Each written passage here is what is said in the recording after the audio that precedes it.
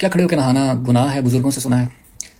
ہاں، ظاہر ہے کھڑے ہو کے نہانا گناہ ہے، کیونکہ پچھلے 18 لاکھ سال سے لوگ صوفہ کم بیڈ لگا کے واش روم میں نہاتے ہیں، لٹک کے نہاتے ہیں شاور کے ساتھ. کھڑے ہو کے نہانا تو کبھی نہ کسی نے دیکھا نہیں. اب اس کے اوپر فتوے دیکھنا پڑے گا، قیاس کرنا پڑے گا، شریعت کی کتابوں میں اس کا کیا حکم ہے. خدا کا خوف ہے. یہ جنہوں نے سوال پوچھے، یہ میں ان کو نہیں کہہ رہا، ان کو تو میں جواب دے چکا. میں نے سوچا ذرا آپ لوگوں سے تھوڑی گفتگو ہو جائے. جو ریلیجس بزرگ حضرات ہیں جو بات کرتے ہیں مائک پہ، ممبر پہ، اگر ان میں سے کوئی یہ کہہ رہا ہے کہ کھڑے ہو کے نہانا گناہ ہے تو پلیز مہربانی کریں صوفہ کم بیڈ لگا کے بھی دیں لوگوں کو.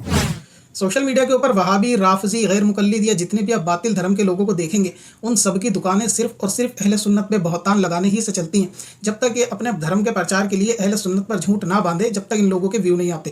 اب ایک ہمارے مجنو بھائی کو دیکھ لیجئے کہ اپنی باتوں میں اتنی مبالغہ آرائی سے کام لیتے ہیں کہ تمام وہ جاہلانہ باتیں جو کسی عالم سے ثابت نہیں ہیں ان پہ جبرن عالموں کے اوپر ڈال کے پھر لوگوں کے ذہن میں علماء کے خلاف بدگمانی، علماء کے خلاف بدظن پیدا کرنے کا ان کو یہ کوشش بندہ کرتا ہے. اب اس نے کہا کہ 18 لاکھ سال سے انسان کیسے نہا رہے ہیں. اب یہ اس نے تاریخ کا ریفرنس کہاں سے لیا مجھے نہیں معلوم. اگر حضرت آدم علیہ السلام کو زمین پہ آنے سے پہلے دن سے بھی نہانے کا تصور کیا جائے تو کیا حضرت آدم علیہ السلام کو 18 لاکھ سال ہو چکے ہیں زمین پہ آئے ہوئے؟ کیا وہ آج سے 18 لاکھ سال پہلے ہی آئے تھے؟ لیکن کیونکہ یہ سائنس کا مقلد ہے تو اس کے لیے سائنس کی تاریخ ہے اور اس کا ریفرنس لینا قرآن حدیث سے زیادہ ضروری ہوتا ہے. دوسری جہالت یہ ہے کہ ممبر سے کھڑے ہو کے اگر کوئی یہ کہتا ہے کہ کھڑے ہو کے غسل نہیں ہوگا، تو میں آپ کو بتا دوں ممبر پہ اس مجنو کی طرح جاہل نہیں ہوتے کہ جو کھڑے ہو کے غسل نہیں ہوگا اس طریقے کی باتیں کریں. کسی عالم نے نہ ہی اپنی تقریر نہ ہی اپنی تحریر کے اندر کبھی یا کسی کتاب میں یہ کہا ہو کہ کھڑے ہو کے غسل نہیں ہوگا. اگر عوام اپنی جہالت میں کوئی باتیں کرتی ہے تو یہ بندہ عوام کی باتوں کو لے کے سنی علماء کے اوپر تھوپتا ہے تاکہ لوگ جو ہیں وہ علماء سے بدظن ہو جائیں کہ علماء کو یہ باتیں نہیں پتہ، جبکہ حقیقت بالکل ایسی نہیں ہے. تیسری بات ہے کہ اگر کھڑے ہو کے غسل کرنے سے منع کیا جاتا ہے، بیٹھ کے کہا جاتا ہے، وہ بطور احتیاط ہوتا ہے، بطور لازم نہیں ہوتا. اس کا ایک فائدہ یہ ہے، آپ تجربہ کر کے دیکھ لینا، جب آپ کھڑے ہو کے غسل کرتے ہو تو آپ کے کولے کے جوڑ آپس میں ملے ہوئے ہوتے ہیں اور بیچ کے حصے میں پانی نہیں جاتا. لیکن جب انسان بیٹھتا ہے تو کولے کے جوڑ تھوڑے سے کھل جاتے ہیں، وہاں پانی بہہ جاتا ہے. جیسے کہ آپ لوگ حاجت وغیرہ پوری کرتے ہوئے بیٹھتے ہوں گے تو وہاں دھونے میں آسانی ہو جاتی ہوگی، جبکہ آپ کھڑے ہو کے حاجت پوری کرنے کے بعد اس جگہ کو نہیں دھو سکتے.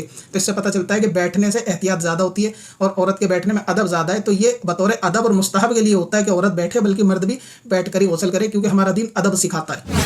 تیسری اہم بات یہ ہے کہ کھڑے ہونے کے مقابلے میں صوفے پہ لیٹنا لازم نہیں آئے گا، بلکہ کھڑے ہونے کے مقابلے میں سیدھی طرح بیٹھا بھی جا سکتا ہے، اس میں صوفے کو لانا ضروری نہیں ہے. یہ مثال بالکل ایسے ہی ہے جیسے کوئی کہے کہ میں برفی نہیں کھاؤں گا تو اس سے کہا جائے کہ برفی نہیں کھاؤ گے تو کیا گو کھاؤ گے؟